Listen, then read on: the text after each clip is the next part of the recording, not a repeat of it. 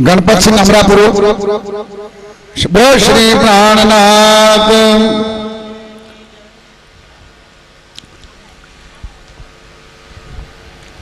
अपने बच्चे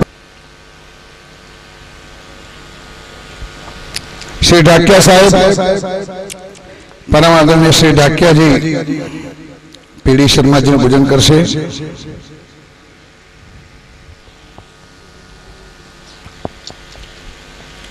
भाई फुलार नगर लाओ।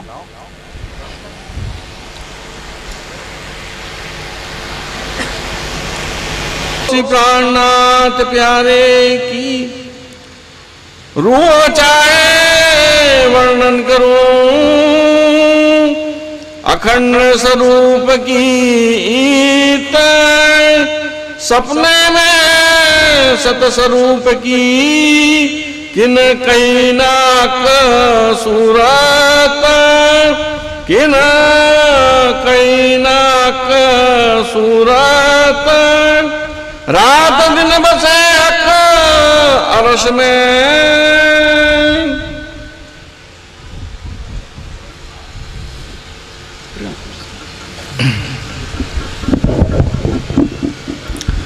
आप अच्छा तीर्थ धाम के धनी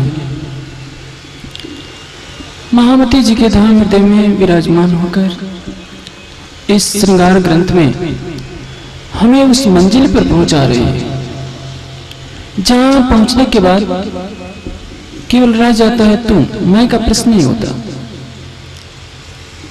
इस प्रकरण के पहले चौपाई से शुरू होता है, वर्णन करो रे रूह जी मासूक मुख सुंदर, हके तुम सिर दिया भार। अर्ज किया अपने दिल को माहे बैठाओ कर श्रृंगार। श्रृंगार करके बैठाना है अपने अर्श दिल में। किसका श्रृंगार? अपनी परात्मा का श्रृंगार। अध्यात्म जहां से शुरू होता है वहां से संसार समाप्त हो जाता है। लेकिन संसार में न जाने कितने पंथ पड़े हैं जो ये नहीं बता सकते कि अध्यात्म की डगर पर चलने वाले राही तेरा निज स्वरूप क्या है। श्रृंगार की वाणी हमें सब कुछ दर्शा देती है कि तुम पांच तत्व के पुतले नहीं हो, अंतःकरण नहीं हो, इंद्रिया नहीं हो, जीव नहीं हो। तुम्हारे तन में जो आत्मा बैठकर इस खेल को देख रही है वो परात्मा का स्वरूप है।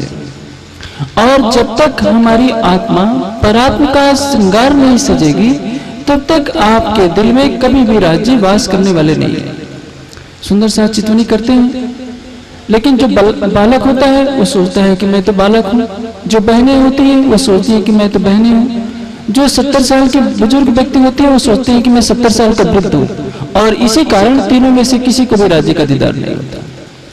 पहले चौपाई के चौथे चरण में इसलिए कह दिया माए बैठाओ कर श्रृंगार। आत्मा जब तक परात्मा का श्रृंगार नहीं सजेगी तब तक दिन में धाम धनी कभी भी वास करने वाले नहीं। ये परम धाम की ब्रह्मवाणी जो अक्षरातीत ने हमें दी है श्रृंगार ग्रंथ के माध्यम से। इसे श्रृंगार के लिए तो हम ब्रज में तरसे, रास में तरसे, और तो और जागने के ब्रह्मांड में सतगुरु धनसिदेव चंद जी से होने वाली लीला में भी तरसे।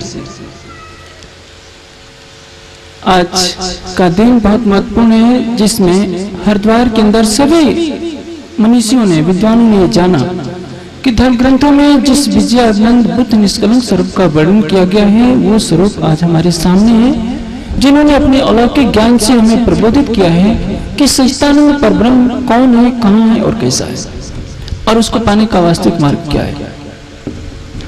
लेकिन हमने उनको भुलाया है काफी कुछ।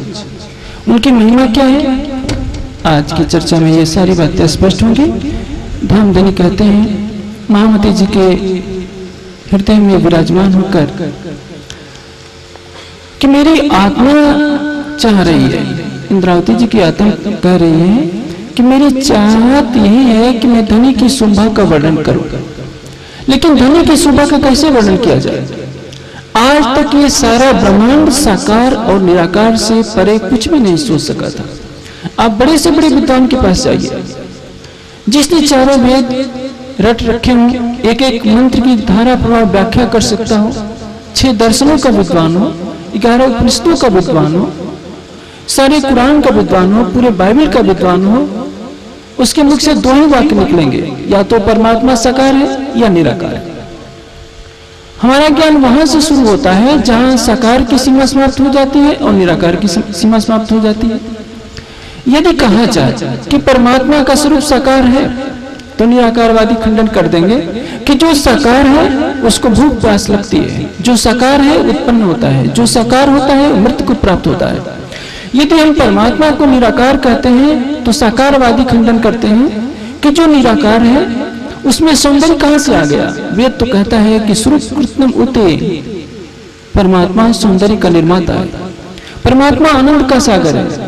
जब वो रूप से रहित है तो उसमें सौंदर्य कहां से आएगा, ज्ञान कहां से आएगा, आनंद कहां से आएगा, प्रेम कहां से आएगा। बिना रूप के लीला तो हो ही नहीं सकती। दोनों आपस में टकराते हैं और ऐसे टकराहट वाले संसार में ये दर्शाना है कि सच्चिदानंद परब्रह्म का स्वरूप क्या है और उस शोभा में डुबोकर हमें उस स्तर पर पहुंचा देना है जिसमें केवल आत्मा ये न समझे कि मैं आत्मा हूं, जिसकी कल्पना ऋषियों ने युगों युगों से कर रखी है, अहम ब्रह्मास्मि तत्त्वमसि।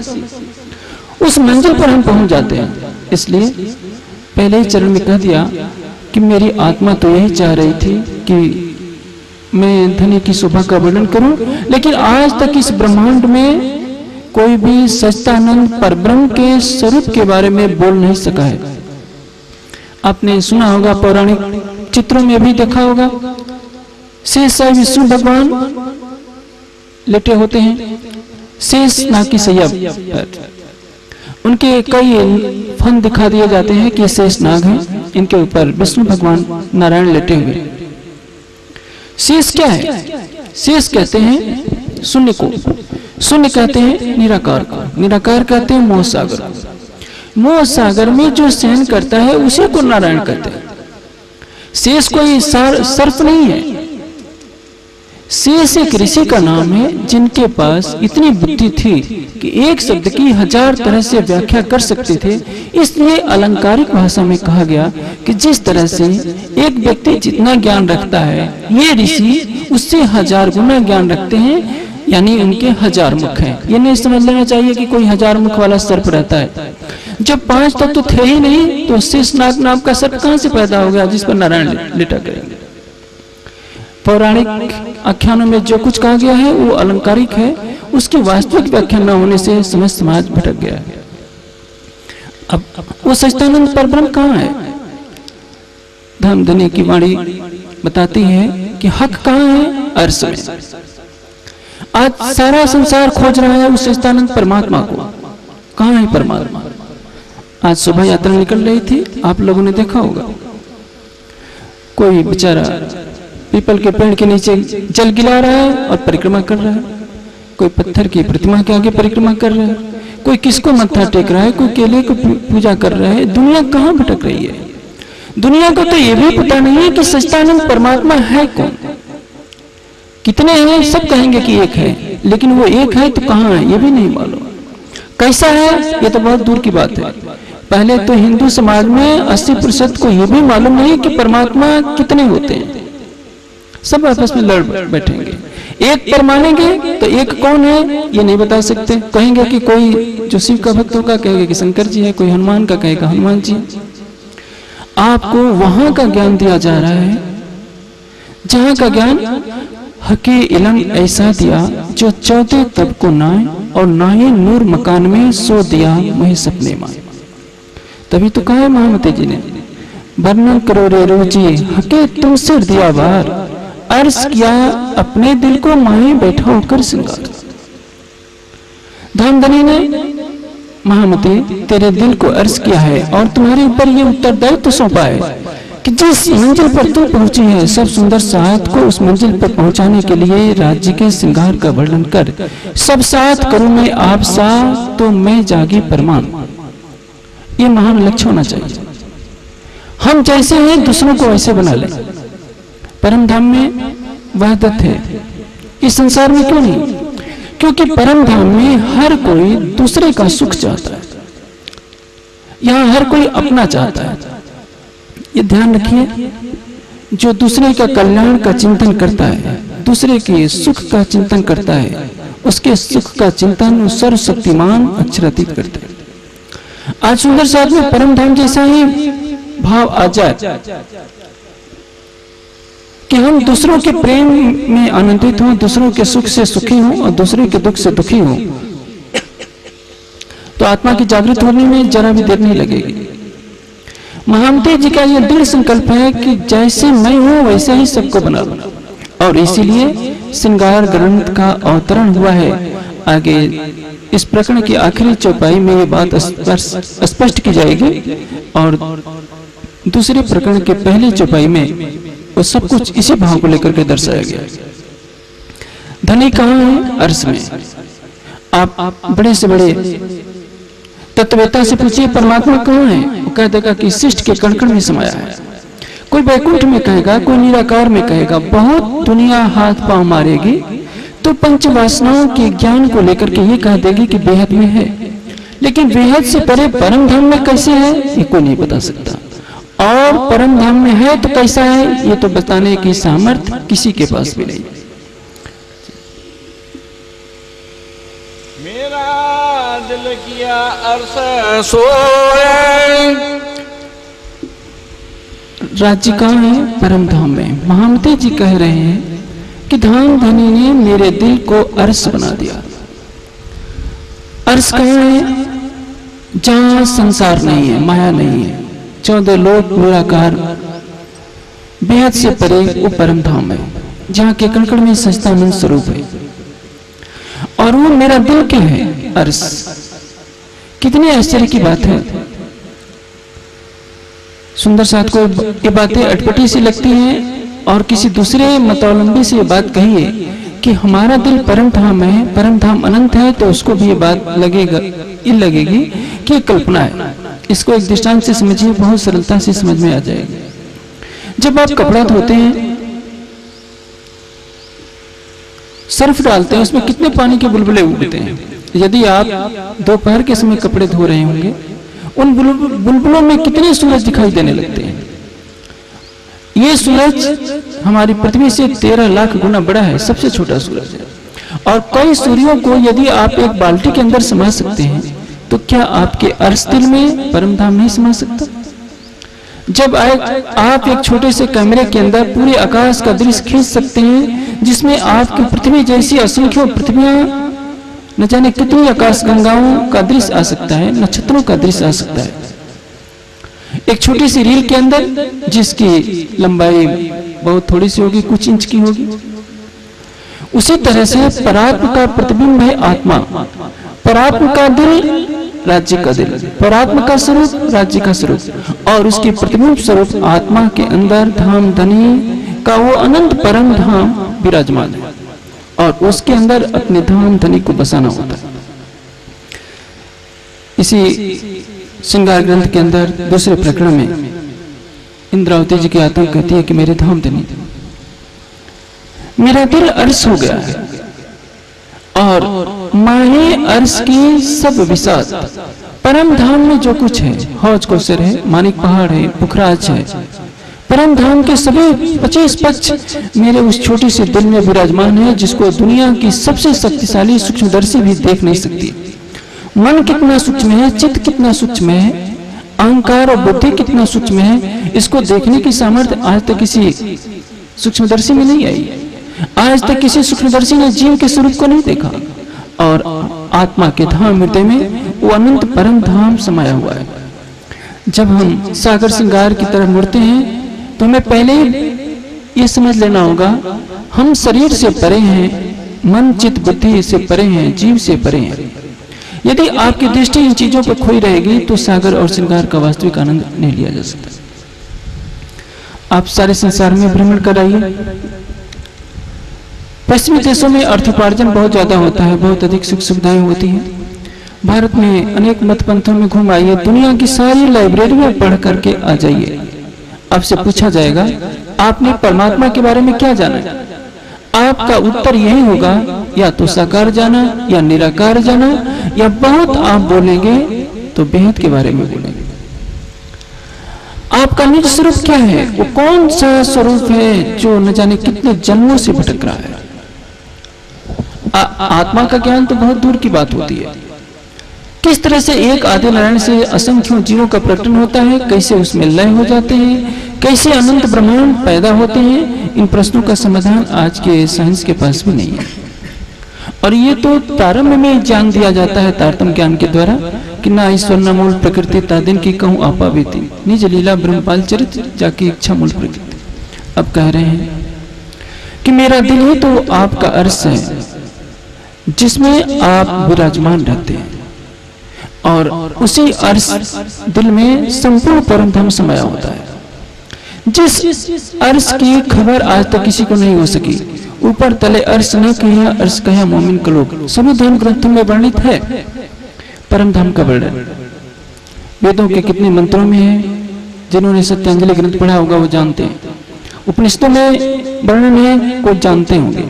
लेकिन किसी भी वेद उपनिषद के विद्वान से पूछिए, और तो और कुरान के विद्वान से भी पूछिए कि अल्लाह ताला कहाँ है, कहेंगे कि रग रग में समाया है, जर्रे जर्रे में समाया है। जब जर्रे जर्रे में समाया है तो चौथे आसमान में जाने की क्या जरूरत थी, 7 आसमानों को पार करने की, फिर जबरूत में जाने की, फिर उसके पश्चात सदरतुल मुंतहा से होते हुए लाहौत में जाने की जरूरत क्या थी? वो तो जर्रे जर्रे में मिल सकता था। यदि कण कण में आनंद समाया है तो आप भटकते क्यों फिरते हैं? फिर उस परमात्मा के आनंद स्वरूप की कल्पना कहाँ कैसे करते हैं? संसार के मनीषी जनों के पास इन प्रश्नों का समाधान वास्तविक नहीं हो पाता है। हाँ, संसार में जो भी मनीषी जन होते हैं वो धारा प्रवाह अपनी वक्तृता से संसार को सम्मोहित कर लेते हैं, और संसार उसी डगर पर चल पड़ता है जैसा उनका निर्देश होता है। यदि उन्होंने कह दिया कि परमात्मा निराकार है, उनके सामने कौन बोलेगा? यही कारण है कि तारतम्य ज्ञान के प्रकाश न होने के कारण आज तक संसार भटकता आया है। उसको बोध नहीं हो पाया कि वो परम धाम है कहाँ, सच्चिदानंद परमात्मा है कैसा, और उसको अपने दिल में कैसे साक्षात्कार किया जाता है। ये ज्ञान केवल ब्रह्मवाणी से ही विदित हो सका है। क्यों ना होए मोहे बुजुर्गियां। अब महामती जी की आत्म कहते हैं कि मुझे ये शोभा क्यों न मिले। सुंदर साथ से ब्रह्मवाणी पूछ रही है कि इस ब्रह्मवाणी को तो सुंदर साथ ने बहुत पढ़ा है। 12,000 भी पाठ हो गए, 108 पाठ तो हर जगह रखे जाते हैं, 1200 भी हुए। सुंदर साथ अपने नियमित रूप से घरों पर वाणी का चिंतन करता ही है। हमने प्राणनाथ जी को कितना पहचाना है? घूम फिर करके ये कहना पड़ता है, आपन हजे नथी उलख्या जुए विचारी मन, विविध पेरे समझाविया अनेक कही नित तारतम। 300 से ज्यादा साल हो गए। आज चैत्र का शुक्ल पक्ष का प्रतिपदा पहला दिन है, और आज के दिन ही हरिद्वार में विजया अभिनंद बुद्ध निष्कलंक स्वरूप जाहिर हुए थे।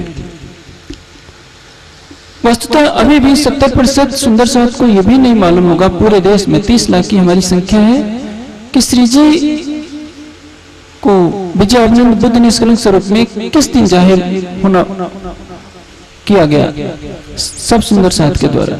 और सभी आचार्यों ने हार करके स्वीकार किया कि यही विजय अभिनंद बुद्ध निष्कलंक स्वरूप है। साल का पहला दिन 31 दिसंबर को के बाद की पहली जो रात होती है, फर्स्ट डे करके सारा समाज भी मनाता है, हर जगह कार्यक्रम होते हैं। लेकिन सुंदर साथ को यह भी नहीं मालूम कि ये साल का पहला दिन चैत्र शुक्ल से शुरू होता है, और ये हिंदू गणना के अनुसार जो पहला साल का दिन है, विक्रम संवत की जगह जो बुद्ध जी की शाखा चली, यही विजय अभिनंद बुद्ध निष्कलंक स्वरूप के जाहिर होने का दिन। ये चौपाई कह रही है, क्यों न हुए मोहे बुजरकिया। ऐसा हुआ ना कोई हो। ये चरण अपने में बहुत कुछ कहा जा रहा है। ऐसा हुआ न कोई होए, जो मुझे शोभा मिली है, महामती जी कह रहे हैं, ये शोभा न तो आज तक किसी को मिली थी, न मिल रही है, और न भविष्य में मिलने वाली है। लेकिन सुंदर साथ इसको स्वीकार करने के लिए राजी नहीं है। इन्हीं बातों पर तो समाज के टुकड़े टुकड़े हो गए। एक वर्ग कहता है कि देवचंद जी के शिष्य प्राणनाथ, एक वर्ग कहता है श्री कृष्ण जी के भक्त प्राणनाथ, और जिन्होंने वाणी से समझा है वो कहते हैं कि प्राणनाथ अक्षरातीत को कहते हैं। श्रृंगार ग्रंथ की ये वाणी कह रही है तीसरे चरण में, तीसरी चौपाई के अंतिम चरण में, ऐसा हुआ न कोई होए जो धन धनी ने मुझे शोभा दी है, इस शोभा वाला व्यक्तित्व आज तक न कभी हुआ है, न कभी था और न कभी होगा। लेकिन किसी भी मन से ये बात कही जाए तो मैं समझता हूं समाज को स्वीकार नहीं होगी। ब्रज की सारी लीला क्या थी? पूरी नीत को जोसपन काल माया नाम धराया तीन। काल माया का ब्रह्मांड पूरी नीत का है, फरमोशी का है। दो खेले सुपने के पुत्र, अक्षर की आत्मा बैठी है श्री कृष्ण जी के तन में, उनको पता ही नहीं कि मैं अक्षर की आत्मा हूं। सखियों को यह पता नहीं कि हम परम धाम की आत्माएं हैं। दोनों 11 साल तक लीला कर रहे हैं, 52 दिन तक लीला चलती है। रास में भी फिर मूल स्वरूप देख्यातीत दो मगन हुए खेलत, जब जोश लियो खींचकर तब चित चौंक भी अक्षर। मूल स्वरूप देखते हैं कि ये तो अक्षर की आत्मा यहाँ भी अपने को भूली बैठी है, कुछ पता नहीं। सखियां भी भूली बैठी हैं, दोनों सोच रहे हैं कि हम परमधाम में खेल रहे हैं। जब जोश लियो खींचकर तब चौंक भी अक्षर, कौन बन कौन सखियां ये चौंक के फिरी आत्म। ब्रज में प्रेम की लीला हुई, बहुत मोहनी लीला हुई। आज सारा संसार श्री कृष्ण जी की महिमा गाता है, गानी चाहिए, अच्छी बात है। रास के बारे में दुनिया ढूंढना चाहती है कि कहाँ वो महारास हुई, कहाँ वो प्रेम और आनंद का सागर बहा, लेकिन तारतम्य ज्ञान के बिना तो दुनिया ये भी नहीं जान सकती। लेकिन जो रास लीला में भाग ले रहे थे उनको भी खुद पता नहीं था कि हम हैं कौन। जोश खींचने के पश्चात अक्षर की आत्मा को पता चला कि मैं तो वही लीला देख रहा हूं जो मैंने मांगा था। सखियों को वहां भी पता नहीं चला था कि हम जिसके साथ लीला कर रहे हैं हमारा मूल घर कहाँ है। ब्रज में तो संबंध का भी पता नहीं था, रास में संबंध का कुछ पता चला, पूरा संबंध का पता भी नहीं था। पूरे संबंध का पता तो परम धाम में भी नहीं था, नहीं तो ये चौपाई नहीं उतरती। मैं यहां कर्ज में जुदे जानती ल्यावती शब्द में वर्णन। निस्बत की हकीकत को सबने समझा था, निस्बत की मार्फत को किसने समझा था? यदि निस्बत की मार्फत को सबने समझ लिया होता कि हम कौन है, श्रृंगार की वाणी आपको उसी मंजिल पर ले जाएगी। सारे खेल का जो रहस्य जो छिपा हुआ है इसमें छिपा हुआ है। आप कौन है? मान लीजिए आपने परम धाम देख लिया, बहुत अच्छी बात। परम धाम जाएंगे तो परम धाम तो दिखता ही रहेगा। राज श्यामा जी को देख लिया, परम धाम जाने पर राज श्यामा जी दिखते रहेंगे। आप आत्मिक आनंद में डूब गए, लेकिन प्रश्न ये खड़ा होता है कि खेल बना क्यों? जिस मार्फत के रहस्य को समझाने के लिए खेल बनाया गया, श्रृंगार की वाणी, सागर की वाणी उसका उत्तर देती है। और आप कौन हैं ये आपको परम धाम में भी नहीं मालूम था। तारतम ले लेने के बाद हम सब जानते हैं, हम कहते हैं कि हम परम धाम की आत्मा है, ये तो सामान्य सी पहचान है। आत्मा है तो आत्मा का मूल संबंध जिसके साथ है उसका अखंड संबंध का रहस्य क्या है, ये परम धाम में भी नहीं मालूम था। इस जागने के ब्रह्मांड में सतगुरु धनी देवचंद जी के तन से जो लीला हो रही थी उसमें भी मालूम नहीं था। यो 69 पातियां लिखिया धाम धनी, तब सैया हम भी लिखी पर नेक न दई खबर। सतगुरु धनी देवचंद जी क्या करते थे? बिलख बिलख रोए रोए लिखे वचन। जब सतगुरु धनी देवचंद जी चर्चा करते थे तो राज्य का आवेश प्रकट होकर के श्री कृष्ण जी के रूप में सब सुंदर साथ को दर्शन देता था। सुंदर साथ की जो इच्छा होती थी, यमुना जी के जल में स्नान करना, यमुना जी के जल का पान करना, सोने की कसेड़ी की इच्छा होती थी, सब कुछ मिल जाता था। वो लीला आड़िका लीला चित्रपट की तरह दिखती थी, सबकी इच्छाएं पूरी कर दे जाती थी। राज्य सबके साथ कृष्ण के रूप में बात भी कर लेते थे, वो तो सब कुछ हो गया। लेकिन कुछ और चीजें हैं जो सागर श्रृंगार की वाणी के बिना नहीं मिल सकती। सुख हक इश्क के जिनको नहीं सुमार, सो देखन की ठोर इत है जो रूसो करो विचार। राज्य का आवेश प्रकट होकर के श्री कृष्ण जी के रूप में सब सुंदर साथ को दर्शन देता था। सुंदर साथ की जो इच्छा होती थी, यमुना जी के जल में स्नान करना, यमुना जी के जल का पान करना, सोने की कसेड़ी की इच्छा होती थी, सब कुछ मिल जाता था। वो लीला आड़िका लीला चित्रपट की तरह दिखती थी, सबकी इच्छाएं पूरी कर दे जाती थी। राज्य सबके साथ कृष्ण के रूप में बात भी कर लेते थे, वो तो सब कुछ हो गया।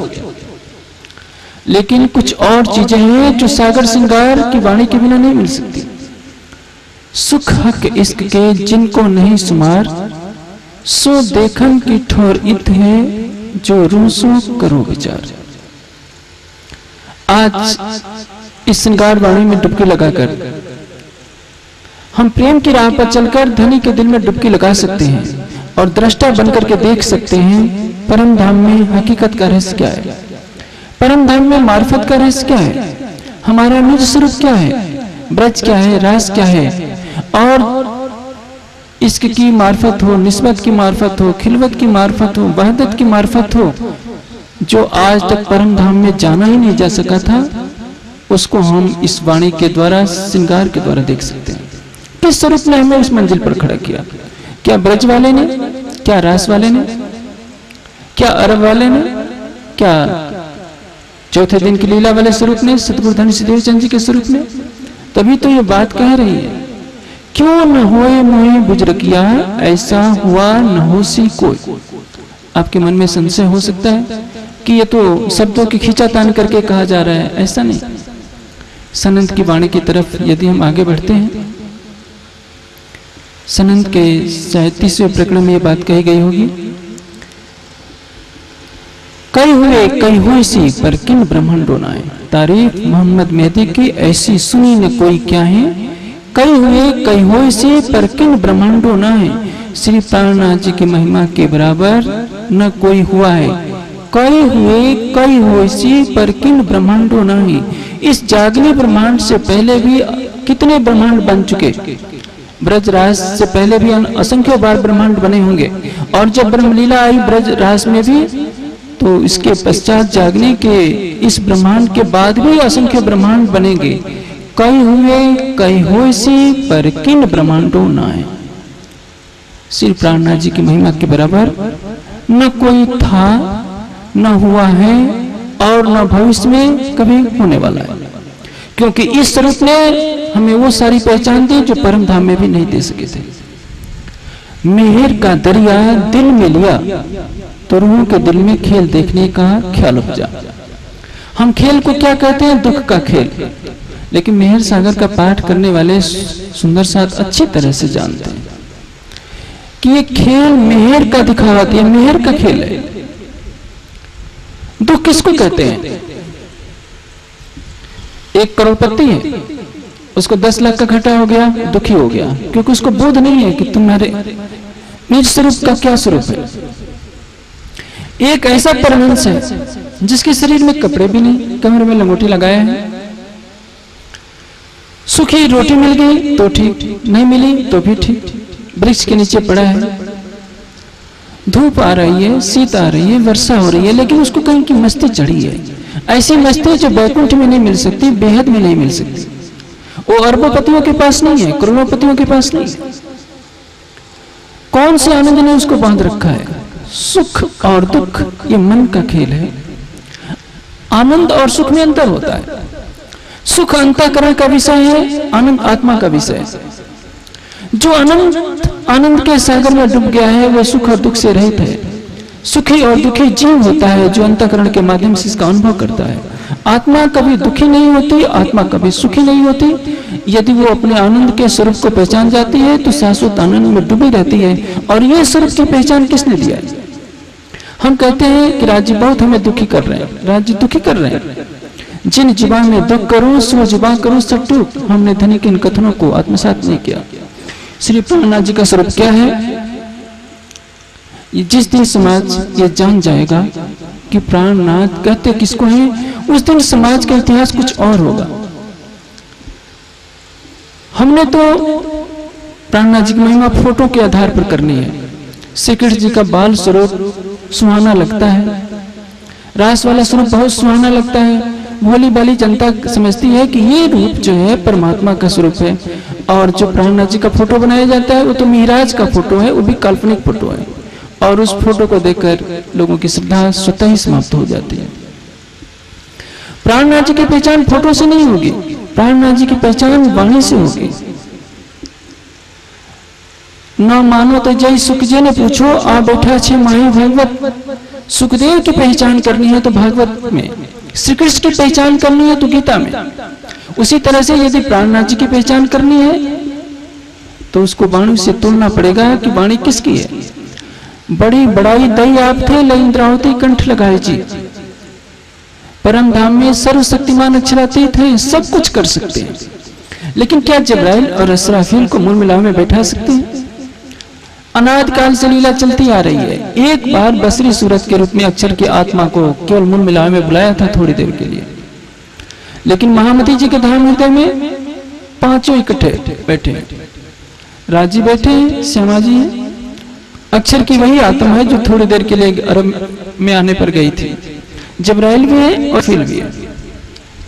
बड़ी बड़ाई दई आप थे, ले इंद्रावती कंठ लगाए जी। मेरे धन धनी आपने मेरे दिल को अर्श बनाया, उसमें इस तरह से विराजमान हो गए कि परम धाम वाला जो आपका स्वरूप है उससे भी बड़ी शोभा आपने मेरे इस स्वरूप को दे दी है। लेकिन यदि यही बात कही जाती है किसी प्राणनाथ जी की महिमा के बराबर न कोई हुआ है न कोई होगा, तो मैं समझता हूँ 98% सारा समाज इसके विरोध में खड़ा हो जाएगा। कोई कहेगा कि सतगुरु धनी देवचंद जी बड़े, कोई कहेगा कि नहीं श्री कृष्ण के भक्त हैं प्राणनाथ। समस्या यहाँ होती है, हमने श्री कृष्ण के तन में विराजमान उस अक्षरातीत के स्वरूप को पहचाना नहीं है। हमारी पहचान शरीरों से संबंधित है। जब तक शरीर की पहचान का आधार हम मापेंगे तब तक कहीं न कहीं भटकाव शुरू होता है। शरीर तो नश्वर है, चाहे ब्रज का स्वरूप हो, चाहे अरब का स्वरूप हो, चाहे नौतनपुरी का स्वरूप हो, चाहे कहीं का भी स्वरूप हो। उन स्वरूप के अंदर लीला करने वाला कौन है, जब तक इसकी पहचान नहीं होगी तब तक हम वास्तविक सत्य को नहीं पहचान सकेंगे। सुंदर साथ वाणी का पठन करता है, कई जगहों से टिकाएं निकल चुकी हैं लेकिन निज स्वरूप का बोध नहीं हो पाया। सागर ग्रंथ में यह बात दर्शाई गई है कि हमारा निज स्वरूप क्या है। एक एक सागर के अंदर सभी सातों सागर कैसे समाये हैं। ऐसा ना समझिए कि केवल मेर सागर में सभी सागर समाये हैं, नूर के सागर में सभी सागर समाये हैं, नीर के सागर में सभी सागर समाये हैं, वहदत के सागर में सभी सागर समाये हैं, युगल स्वरूप की शोभा श्रृंगार के अंदर सभी सागर समाये हैं। इसी तरह से निस्बत का सागर भी इश्क का सागर है। हम अपने स्वरूप को नहीं पहचानते, तभी तो कहते हैं सब अंग हमारे हक हाथ में इश्क मांगे रोए रोए, सब अंग हमारे बांध के हक आप करें हंसी सोए। शेर का बच्चा यदि रोने लगे तो शेर की गरिमा पर कलंक लगता है। वाणी क्या कहती है, तुम्हारा स्वरूप क्या है। निस्बत के सागर की अंतिम चौपाई निकाली है। श्री मोहम्मद कहे ए मोमिनो, ये निस्बत इश्क सागर लो प्याले हक हुक्मे पियो फूल भर भर। ये निस्बत इश्क सागर, निस्बत का सागर इश्क का सागर है। आपका स्वरूप क्या है, निस्बत का स्वरूप। आप कौन है, हक जात। आप कहने को कहेंगे हक जात हम हैं, निस्बत के स्वरूप हम हैं, तो फिर आप रोते क्यों हैं कि हमारे पास इश्क नहीं है। इस इश्क नहीं है क्योंकि आपने अपने निज स्वरूप को पहचाना ही नहीं। जैसे मैंने कहा, पहचान बिना गिरो क्या करेगा यार या सिरदार। शोभा पा लेना बहुत बड़ी बात नहीं है, राज्य का दीदार पाना भी बहुत बड़ी बात नहीं है। बहुत बड़ी बात है लेकिन अंतिम मंजिल नहीं है। राज्य धाम हृदय में बस जाए ये भी बहुत बड़ी बात नहीं है। सतगुरु धनी श्री देवचंद जी के अंदर बैठकर लीला करते रहे, क्या उस स्वरूप ने अपने निस्बत के स्वरूप को पूरी तरह से पहचाना। यदि पहचाने होते तो क्यों सिफारिश करवाते, 69 पातियां क्यों लिखवाते कि मेरे तन से जागनी करो। उनको ये पहचान ही नहीं कि मैं श्यामा जी। श्रृंगार की वाणी आपको उस मंजिल पर खड़ा कर देगी जहां तू नहीं रह जाए, जहां केवल तू रह जाएगा। और परम धाम के जिन रहस्यों को आज तक स्वयं श्री राज्य भी परमधाम में बता नहीं सके थे, क्योंकि संभव ही नहीं था। मार्फत के स्वरूप की व्याख्या परमधाम में संभव ही नहीं थी। पानी की महत्ता तो प्यासे को बताई जा सकती है, चेरापूंजी में रहने वाले को पानी की महत्ता कैसे बताई जा सकती है? इसलिए इस वाणी के द्वारा धाम धनी हमें उस मंजिल पर ले जा रहे हैं जहां सब कुछ स्पष्ट हो जाने वाला है। लेकिन कहीं ना कहीं हम दोषी हैं। किस लिए? हमारे ऊपर एक बहुत बड़ी जिम्मेदारी सौंपी गई थी, उस जिम्मेदारी से हम भागते रहे। हमने उस जिम्मेदारी को निभाने का प्रयास भी किया, लेकिन राज्य का हुक्म कुछ ऐसी लीला करता रहा जिसके बारे में इतना ही कहा जा सकता है, जिन हर बराओ नोमिनो हुक्म करत आपे काम, खोल देखो दृष्टि रोह की, जिन देखो दृष्टि जाम।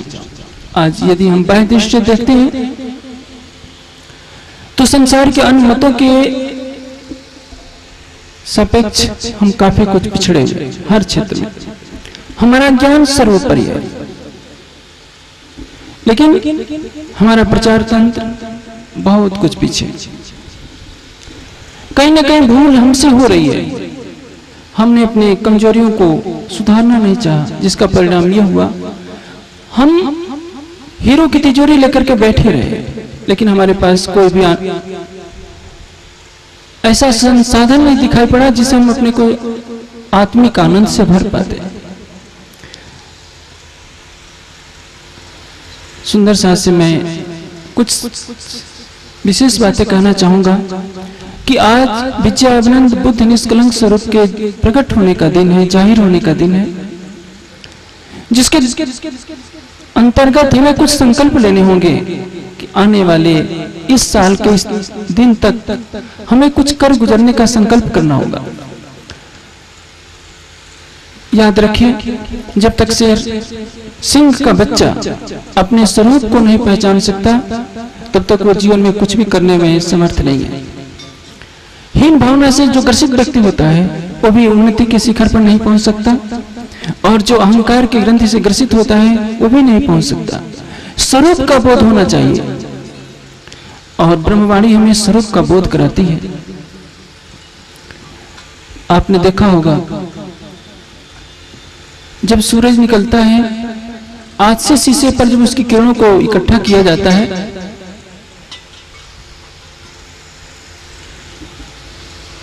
वो किरणें जब एक स्थान पर पड़ती हैं तो अग्नि की ज्वाला प्रकट हो जाती है,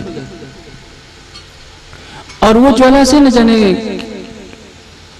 क्या कुछ किया जा सकता है। वो सूर्य की रश्मियां बिखरी हुई थी, हमारी भी शक्ति बिखरी हुई है। कल्पना कीजिए, 300 साल हो गए लगभग ब्रह्मवाणी का अवतरण हुए। आज जिन परिस्थितियों में हम चल रहे हैं, हमें इस बात का आत्ममंथन करना होगा अवश्य। भाई थोड़ी देर के लिए रुक जाओ ना, ओ भाई आधे घंटे रुक।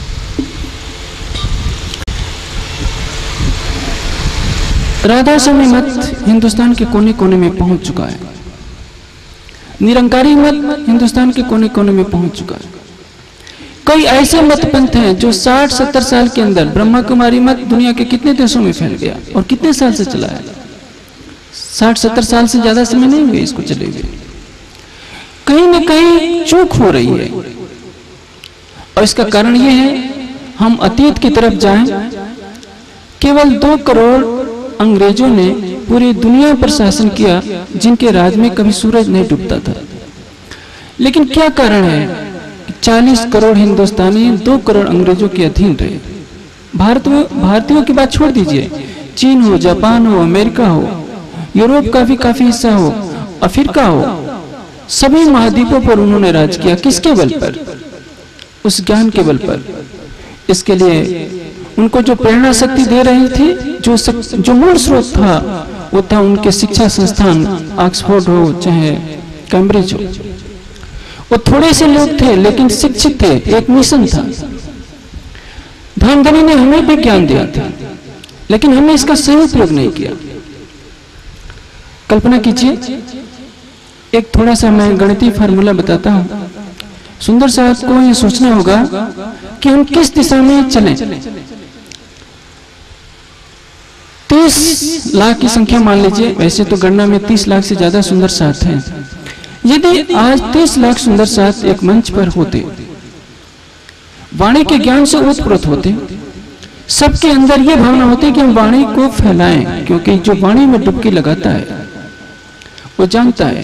धाम धनी ने कह दिया है, पहले मोको सब जान से तब होसी तुम्हारी पहचान, हम तुम जाहिर हुए दुनिया कायम होसी निदान। पहले मुझको जाहिर करो तो तुम सारी दुनिया में जाहिर होगे और दुनिया को तभी अखंड मुक्ति मिलेगी।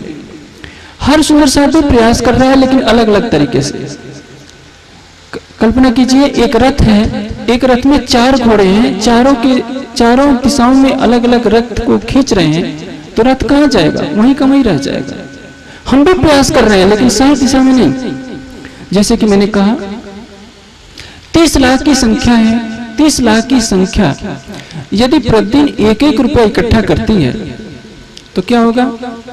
प्रतिदिन 30 लाख इकट्ठे होंगे, यानी एक साल में कितना होगा? 100 करोड़ से ज्यादा। 10 साल में बजट कितना होगा? 10 अरब। 100 करोड़ से यानी 1 अरब से हम कम से कम कितने पुस्तकालय, कितने ज्ञान के केंद्र, कितने धर्म प्रचार के केंद्रों की स्थापना कर सकते हैं। और 10 सालों में पूरे समाज का बजट 10 अरब का होता। आप सोच सकते हैं इससे कितने प्रतिभाशाली विद्वानों को तराशा जा सकता था, कितनी प्रतिभाओं को निकाला जा सकता था। एक बार इंग्लैंड के लोगों से पूछा गया कि आपको क्या चाहिए, इंग्लैंड चाहिए या शेक्सपियर चाहिए? लोगों का साफ उत्तर था कि हमें शेक्सपियर चाहिए। शेक्सपियर इंग्लैंड को बसा सकता है, लेकिन इंग्लैंड कभी दोबारा शेक्सपियर को पैदा नहीं कर सकता। हमारे समय में वाणी के ज्ञान की गरिमा को केवल कथनी में लिया है कि हमारी वाणी सबसे ऊंची, हमारा ज्ञान सबसे ऊंचा, लेकिन इसको जो फैलाने की एक नीति थी वो सही रास्ते पर नहीं। जैसे सुंदर शास्त्र में ये जरूर चाहूंगा कि मेरी बातों को अन्यथा न लें। कल्पना कीजिए, अभी जो शोभा यात्राओं का पूरे देश में प्रचलन है, गुजरात के सुंदर साथ को बहुत पसंद आता है शोभा यात्रा। उत्तर भारत में एक शोभा यात्रा में 1-1 लाख से ज्यादा खर्चा हो जाता है। ये प्रश्न के ये बात उठती है कि आजकल साहित्य बांटने से कोई फायदा नहीं। ठीक है, साहित्य कोई ले नहीं सकता। 1 लाख रुपए में कम से कम नहीं तो यदि आप 9 रुपए की सीडी लगाते हैं तो भी कम से कम 11,000 सीडियां बन सकती थी। यदि बोध मंजरी जैसी किताब छपवाते हैं तो कम से कम 12,000 बोध मंजरी की कॉपियां छप सकती हैं। यदि आप शोभा यात्रा निकालते हैं, 12 घोड़े रखते हैं, पटाखे छुड़ाते हैं, तो क्या होता है? मैं संक्षेप में एक बात कहना चाहूंगा। तैत्तिरीय उपनिषद में लिखा है, रसो वैसा, आगे कथन आता है, आयु वै घृतम, घृत आयु वृद्धि का असंदिग्ध कारण है। इसको आप पढ़ लीजिए कि घृत खाने से आयु बढ़ती है, और खूब घी खाना शुरू कीजिए, परिणाम क्या होगा? कुछ समय के पश्चात आपको हॉस्पिटल में जाना पड़ेगा, हार्ट के रोगी के पास, हार्ट के डॉक्टर के पास। क्यों? जिस समय ये उपनिषद में बात लिखी गई उस समय के लोग शारीरिक परिश्रम करते थे। घी आयु वृद्धि को करता है, ये तब घी एक रसायन है जब आप अपने शरीर को सक्रिय बनाएंगे। यदि आप घी खाते हैं, बिस्तर पर पड़े रहते हैं, तो क्या होगा? कोलेस्ट्रॉल बढ़ेगा और रोग होगा, परिणाम मौत को आलिंगन करना पड़ेगा। इसी तरह से मधु क्या है? शहद बहुत बड़ी औषधि है। शहद बहुत बड़ा एंटीबायोटिक है। ऑपरेशन करने के बाद किसी दवा से टांके न लगाकर यदि शहद से टांके लगाए जाए तो कीटाणु कभी भी असर नहीं करते। और साइनोसाइटिस के लिए शहद से बड़ी कोई दवा नहीं होती। लेकिन इसी शहद को और घी को बराबर मात्रा में मिला दिया जाए तो यही जहर हो जाएगा। गर्म पानी में इसी शहद को यदि प्रयोग कर दिया जाए तो भी जहर का अंश आ जाता है। कहने का तात्पर्य क्या है? कोई वस्तु कैसी है उसका प्रयोग करने की शैली हमें अपनानी पड़ेगी। आज से 200 साल पहले, 100 साल पहले संसाधन नहीं थे। उस समय एक ही तरीका निकाला गया था कि यदि कोई वक्ता किसी बस्ती में जाता है तो वहां के बस्ती के लोगों को बताना जरूरी होता है कि यहाँ चर्चा हो रही है, आप आइए और इसका लाभ लीजिए। इसलिए नियम बनाया गया कि पूरे इलाके में कुछ लोगों का समूह गाते बजाते जाता था, हर कीर्तन करते हुए जाता था। सबको एक तरह से सूचना दे दी जाती थी कि बस्ती के लोगों को यहाँ आकर के चर्चा सुननी है। ये कब की बात है? आज से लगभग 100 साल पुरानी बात है। 100, 200, 300, 400 साल से प्रक्रिया चली आ रही है। आज हम 21वीं सदी में जी रहे हैं। 21वीं सदी में जो वैज्ञानिक संसाधन हमारे पास हैं, उसका हम उपयोग करना नहीं चाह रहे। वही पुरानी रूढ़िवादिता को, जैसे ये कहा जाए कि हमारे पूर्वज बैलगाड़ी से चलते थे, तो आज भी हम बैलगाड़ी से चलें, ये उचित नहीं। आज हमें हर संसाधन का प्रयोग करना पड़ेगा। लक्ष्य एक होना चाहिए, कार्य करने की नीतियां अलग अलग हो सकती है। जैसे आज से 300 वर्ष पहले स्वयं श्री जी ने जिस तन में अक्षरातीत विराजे हैं, वो तन पैदल पैदल चला, भूख प्यास सहन किया, शीत वर्षा सब सहन किया, संसार के कष्टों को सहन किया। आज हम कहें कि श्री जी पैदल चलते थे, हम भी पैदल चले, तो आज समय का अभाव है। आज किस किस शहर में जा जाकर वाणी की गूंज करेंगे? हाँ, लक्ष्य एक होना चाहिए और उस लक्ष्य को पाने के लिए हमें सारी शक्तियों को एकाग्र करके एक बिंदु पर लगाना होगा। जैसे अर्जुन से पूछा गया कि अर्जुन तुमको क्या दिखाई दे रहा है? अर्जुन ने यही बताया कि मुझे केवल मछली की, केवल चिड़िया की आंख दिख रही है। इसके पहले द्रोणाचार्य जी ने भीम से पूछा था, दुर्योधन से पूछा था, युधिष्ठिर से पूछा था। सबका एक ही उत्तर था कि गुरुदेव हम आपको देख रहे हैं, वृक्ष को देख रहे हैं, सभी भ्राताजनों को भी देख रहे हैं। द्रोणाचार्य ने उनको हटा दिया कि तुम इसके योग्य नहीं हो कि तुम चिड़िया की आंख पर निशाना साध सको। उसी तरह से कौन सी नीति किस युग में प्रयोग की जाती है, इसको हमें ध्यान रखना होगा। लक्ष्य एक होना चाहिए। यदि हम पुराने ढर्रे को ढोते रहे कि नहीं हमें हर हालत में तो शोभा यात्रा निकालनी ही पड़ेगी, लेकिन ये तो सोचिए कि आपकी कितनी ऊर्जा व्यय हो रही है। इधर तो सस्ते में हो जाता है। उत्तर भारत में जो बड़े शहर हैं, जयपुर, दिल्ली, शोभा यात्रा निकालने में मैं समझता हूँ 1 लाख से ज्यादा ही खर्च आता है। आज से 6 साल पहले जो शोभा यात्रा दिल्ली में निकाली गई थी, उसमें 1,10,000 का खर्च आया था। पिछले साल भी निकाली गई थी, उसमें खर्च 1.25 लाख से कम नहीं आया होगा। कल्पना कीजिए उस 1 लाख में यदि आप 12,000 बोध मंजरी की प्रतियां छपवाकर 12,000 घरों में बांट आते हैं, तो 12,000 में कोई 100 भी आए, 120 भी आए, तो भी कुछ परिणाम सार्थक होगा। यदि हर साल 12,000 बांटते हैं, तो 5 सालों में इसका रिजल्ट कितना होगा? और ये कह सकते हैं कि कौन पढ़ता है आजकल?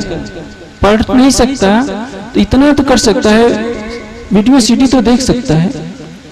आप निजानंद दर्शन से संबंधित कोई ऐसा प्रसंग जो प्रवाही लोगों को समझ में आ जाए, आप यदि 1 लाख रुपए की वीडियो सीडी बनाते हैं, अपनी मशीन से इसको डबिंग करते हैं, तो 8 रुपए में, 9 रुपए में भी यदि छप सकती है, तो कल्पना कीजिए ये 11,000 वीडियो सीडी 11,000 घरों में आप दे सकते हैं कि हमारे यहाँ कार्यक्रम हो रहा है, आकर के सुनिए, तो काफी कुछ लाभ होगा। दिल्ली जैसे शहर में, जयपुर जैसे शहर में, जहाँ यातायात कितना सकरा होता है, कितनी भीड़ होती है, सारी जनता की तबाही, और आज के शिक्षित जमाने में लोगों पर कोई भी असर नहीं पड़ता है कि शोभा यात्रा का महत्व क्या है। हाँ, हमें तो अच्छा लगता है, गाने बजाने वालों को अच्छा लग सकता है, हम परंपरा का निर्वाह कर सकते हैं, लेकिन ध्यान रखिए इससे कोई भी जागनी होने वाली नहीं है। आप घर घर सबको साहित्य बांटिए। जो साहित्य नहीं पढ़ना चाहता है, वीडियो सीडी तो आराम से देख सकता है। वीडियो सीडी देखना नहीं पसंद कर सकता है, सोते समय ऑडियो सीडी तो सुन सकता है।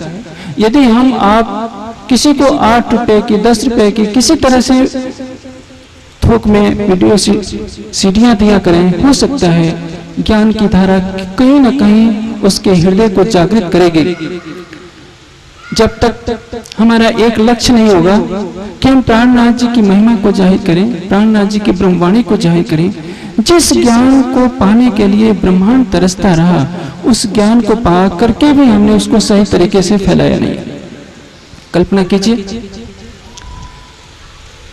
संसार में बहुत बड़े बड़े मंदिर पहले भी थे, सभी पंथों में।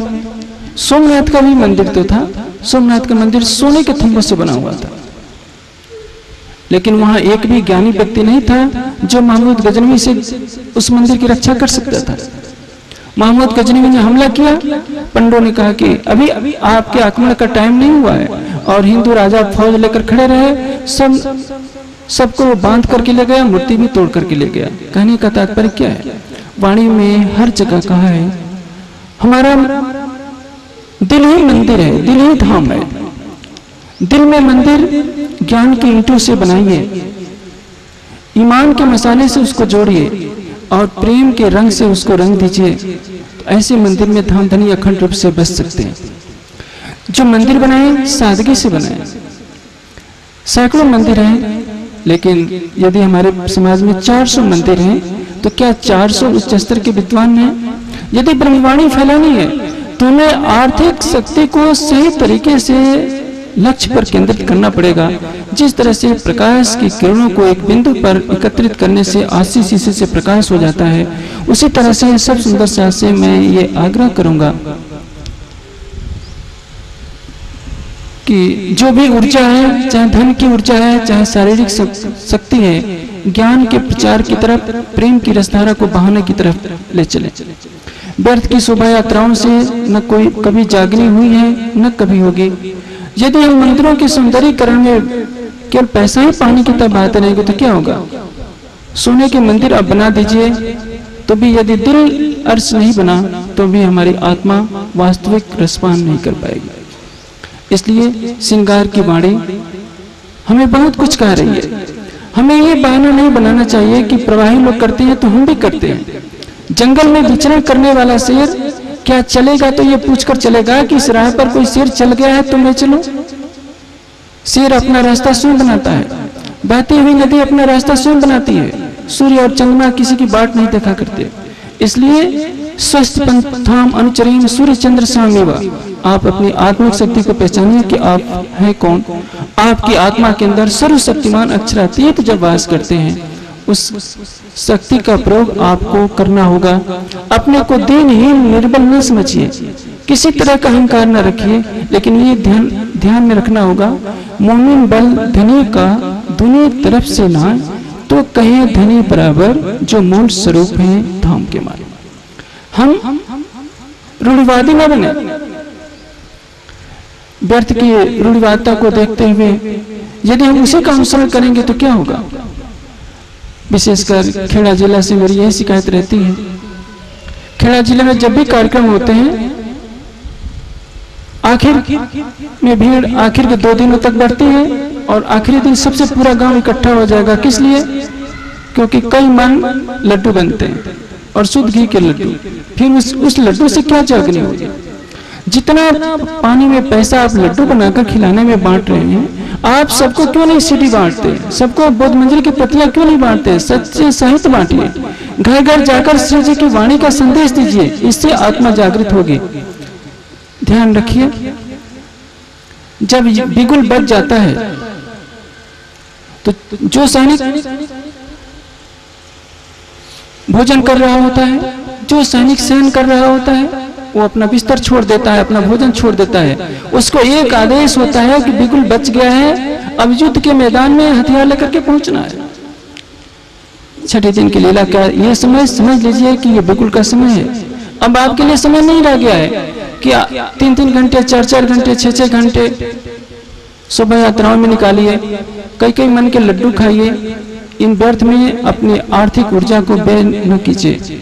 मेरी ये करबद्ध प्रार्थना है। हो सकता है कुछ सुंदर साथ को ठेस पहुंच रही होगी, लेकिन मैं कहने के लिए मजबूर हूं, क्योंकि जब तक सुंदर साथ एक लक्ष्य की तरफ नहीं चलेगा, वाणी के ज्ञान को फैलाने की सही दिशा की तरफ नहीं चलेगा, ज्ञान को बांटने वाले प्रतिभाओं को निखारेगा नहीं, तब तक केवल जोर जोर से जयकारे लगाने से, केवल उछल कूद करने से और नाचने कूदने से कभी भी वाणी फैलने वाले नहीं है। अर्श तुम्हारा मेरा दिल है, इत आए करो आराम। अपने दिल को अर्श बनाइए। सारे संसार के जो भी प्राणी आते हैं, किस मत का आता है, किस प्रांत का आता है, इसी को लेना देना नहीं। आपको वाणी दी गई है इस ज्ञान को फैलाने के लिए। आज विजयाभिनंद बुद्ध निष्कलंक स्वरूप के जाहिर होने का दिन है, और इस दिन मैं आशा करता हूं कि हर सुंदर साथ इस बात के लिए कटिबद्ध हो कि हमें ब्रह्मवाणी के ज्ञान की ज्योति को फैलाना है। और यदि हम ऐसा कर सकते हैं तब तो प्राणनाथ प्यारे की जय लगाना सार्थक होता है, अन्यथा ये मानना पड़ेगा कि कहीं ना कहीं हम भटक रहे हैं। कल्पना कीजिए, आज यदि कोई विद्यार्थी होता है, आईएएस बनना चाहता है, इंजीनियर बनना चाहता है या डॉक्टर बनना चाहता है, तो जाकर देखिए जो नासा में जो बड़े बड़े साइंटिस्ट गए हैं, या रुड़की में चले जाइए, या बड़े बड़े जो डॉक्टर हैं 15-15 घंटे 16-16 घंटे पढ़ाई कर रहे हैं। देश की प्रतिभाएं इन चीजों में जा रही है और उसका फल क्या होता है? एक डॉक्टर या इंजीनियर क्या करेगा? कुछ लाख कमाएगा, कुछ करोड़ कमा लेगा, इससे ज्यादा तो नहीं। अनंत ब्रह्मांडों के स्वामी उस अक्षरातीत को पाने के लिए धार्मिक क्षेत्र से कितनी प्रतिभाओं को लाया जा रहा है, प्रश्न चिन्ह खड़ा है। जिस तरह से भौतिक क्षेत्र में एक से एक प्रतिभाशाली व्यक्तित्व पैदा हो रहे हैं, दिन रात अध्ययन कर रहे हैं, धार्मिक क्षेत्र में उस तरह की प्रतिभाओं को आने के लिए अवसर क्यों नहीं दिया जाता? हमारी आर्थिक संपत्ति उन प्रतिभाओं को तैयार करने में क्यों नहीं लग रही है? ये भूल बहुत बड़ी है और यदि इस भूल को नहीं सुधारा गया तो आने वाली पीढ़ियां हमें कोसेंगी। और ठीक है, हम अपनी भूलों को यदि सुधारने के लिए तैयार नहीं है तो इतिहास कभी भी क्षमा नहीं करेगा। इतिहास क्षमा भी कर देगा, परम धाम में हम जब जगेंगे तो हमारी भूल सार्वजनिक होगी कि हमने वाणी को फैलाने की दिशा में यथोचित प्रयास नहीं किया।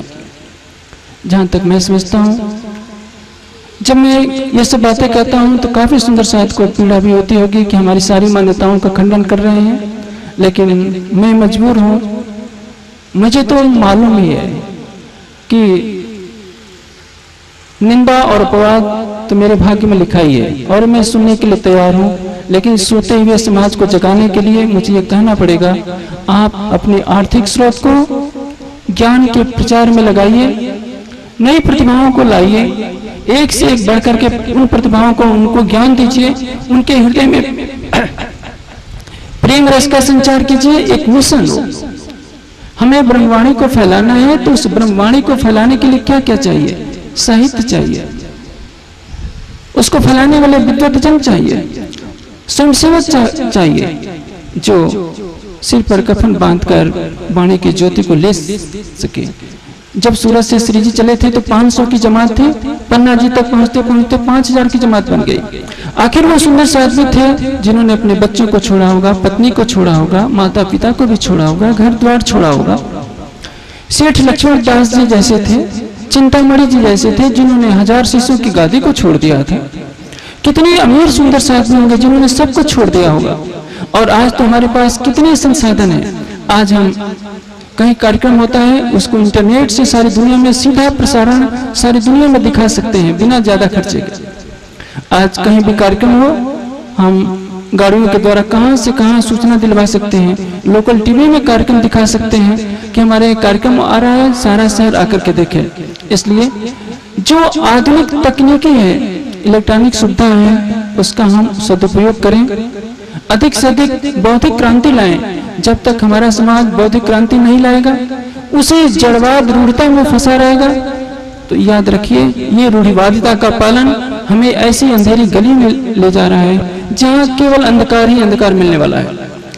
यदि किसी समाज का इतिहास होता है, किसी समाज का भविष्य उज्जवल होता है, तो वहां केवल ज्ञान की महत्ता होती है, प्रेम की महत्ता होती है, उच्च आचरण की महत्ता होती है। और यदि ये तीनों चीजें नदारद हो जाएंगी तो निश्चित है कि जागने का रथ रुक जाएगा। छठे दिन की लीला में धाम धनी ने आपको ये शोभा दी है, विश्वास करेंगे दौड़ सीजे, आत्म का तारतम का फल ले सीधे। कोई आगे कोई पीछे, इश्क लेसी सब कोई, पहले इश्क जिन लिया सोई सुहागिन हुई। धाम धनी ने स्पष्ट कर दिया, कुर्बानी का नाम सुन मोमिन उलसत अमीन, पीछे हते जो मोमिन दौड़ लिया तिन संग। अब मैं देखता हूँ, चूंकि ये तो अपने सुंदर साथ थोड़े ही हैं, 30 लाख की संख्या को संबोधित करने का सौभाग्य नहीं मिला, शायद पता नहीं आगे क्या होगा, लेकिन ये जरूर कहूंगा और इस कड़वे सच को सारे समाज को स्वीकार करना पड़ेगा।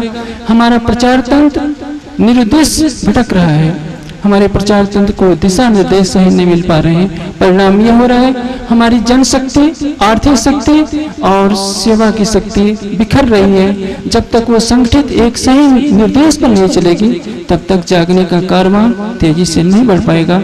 और छठे दिन की लीला में आज के दिन सब सुंदर साथ को यह दृढ़ संकल्प करना ही पड़ेगा कि हम पुराने रूढ़ियों को सिर पर न ढोएं।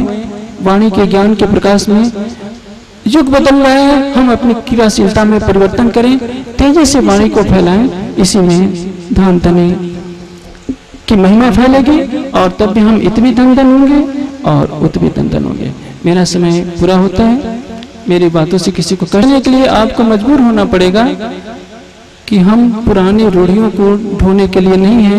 ज्ञान के प्रकाश में हम अपने अंदर परिवर्तन लाएं और यही परिवर्तन हमारे समाज का भविष्य तय करेगा। आपसे बात ऐसा हुआ न कोई होए, ऐसा हुआ न से कोई, रात दिन बसे हक अरस में, रात दिन बसे हक अरस में, मेरा दिल किया अरस सोए, मेरा दिल अर्श किया सोए। क्यों ना होए मोए बुजुर्गियां, क्यों ना होए बुजुर्गियां, ऐसा हुआ न कोई होए, ऐसा हुआ न कोई हो, ऐसा हुआ न कोई होए। बोलिए श्री प्राणनाथ प्यारे की जय।